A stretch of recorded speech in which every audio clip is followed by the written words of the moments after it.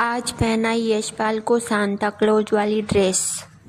सबसे पहले मैं यहाँ पर दोपहर की चाय बना रही थी सबके लिए, और फिर यशपाल स्कूल से आ गया था और यहाँ पर खुद के दोस्तों को बुलाकर खेल रहा था। और हमारे घर के सामने मकान बन रहा है अभी, और ये देखिए कारीगर भी आ चुके हैं। और फिर हमने चाय पी, बैठकर चाय पीकर माहिर भी यहाँ पर चाय के साथ टोस्ट एंजॉय कर रहा है।